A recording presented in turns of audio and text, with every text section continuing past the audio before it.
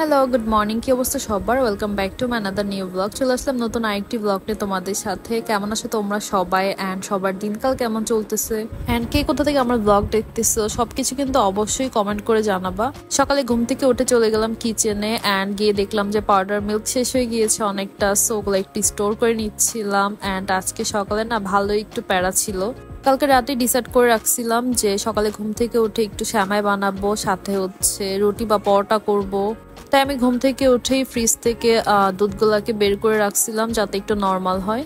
যখন দুধগুলো নর্মাল হলো তখন এগুলাকে আমি চুলায় জাল করতে দিয়ে দিলাম অ্যান্ড সাথে হচ্ছে আমার হাজব্যান্ডের জন্য একটু রান্নাও করতেছিলাম। অ্যাকচুয়ালি সকালে ঘুম থেকে উঠলে অনেক কষ্ট হয়, বাট ঘুম থেকে উঠে কাজ করতে করতে না তখন অনেকটা ভালো লাগা কাজ করে। আর এই যে সেমাইতে দেওয়ার জন্য কিছু ড্রাই নাটস এগুলো কেটে নিলাম। কিছুক্ষণ পর দেখলাম যে দুধটা অনেকটা হয়ে গেছে, তো আমি এটাকে একটা পাত্রে ঢেলে নিচ্ছিলাম যাতে একটু ঠান্ডা হয়। কেননা গরম দুধের মধ্যে সেমাই দিলে সেমাইটা একদমই নষ্ট হয়ে যায়। এটা আমি আগে একদমই জানতাম না। আমি যখন ফার্স্টে ট্রাই করেছিলাম তখন আমার সেমাইটা একদমই নষ্ট হয়ে গিয়েছিল। পরে নেক্সট টাইম থেকে আস্তে আস্তে করে পারতেছিলাম। আর এই যে আমার সেমাই বানানো মোটামুটি ডান। এখন শুধু একটু ড্রাই ফ্রুটস গুলো উপর দিয়ে অ্যাড করে দিচ্ছিলাম। আগে তো সকাল সকাল একদমই ডেজার্ট খেতে ইচ্ছে হতো না, বাট এখন না সকাল সকাল মাঝে মাঝে ডেজার্ট খাওয়ার ক্রেভিং হবে।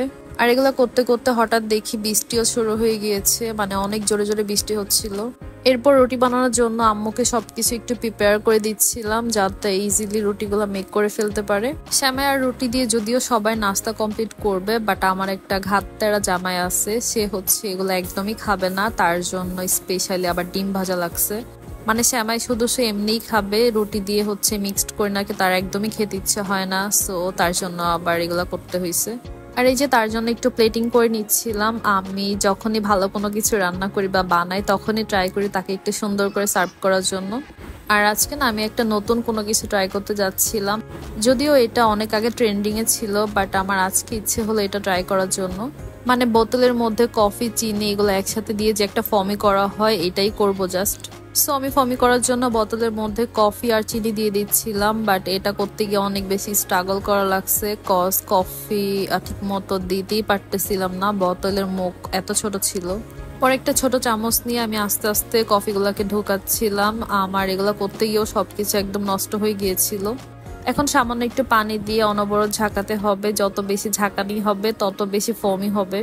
বাট একটা বিষয় ভালো লাগছে, সেটা হচ্ছে এটাকে বেশিক্ষণ ঝাঁকাঝাঁকি করতে হয় না, মানে খুবই অল্প সময়ের মধ্যে এটা একটা ফোমি ভাব চলে আসছিল। আর এই যে দেখো তোমরা কি অবস্থা করছে, এগুলা ক্লিন করতে গেলে আমার 12টা বেজে যাবে। কফি তো ফোমি করা শেষ, এখন আমি একটা গ্লাসের মধ্যে অনেকগুলো আইস দিয়ে দিব। যত আইস তত মজা, মানে কফি বা কোনো ড্রিঙ্কসে যত বেশি আইস ইউজ করা হয় তত এটার টেস্ট আমার কাছে মনে হয় বেড়ে যায়। আইস দিলাম অ্যান্ড এরপর হচ্ছে লিকুইড দুধ ইউজ করলাম, তারপর যে ফোমি করা কফিটা রেখেছিলাম ওইটা দিয়ে দিচ্ছিলাম। আর তোমরা তো দেখতেই পারতেছো কি পরিমাণ ফোমি হয়েছে এটা, মানে ফোমি করার জন্য আর এক্সট্রা কোনো মেশিন ইউজ করতে হবে না। এখন সুন্দর করে সবকিছু একসাথে ভালো করে মিক্সড করে খেয়ে নেওয়ার পালা। টেস্টের কথা বলতেছি না, আমি জাস্ট ফোমি একটা ভাব হয় নাকি এটার জন্য আজকে ভিডিওটা করছিলাম।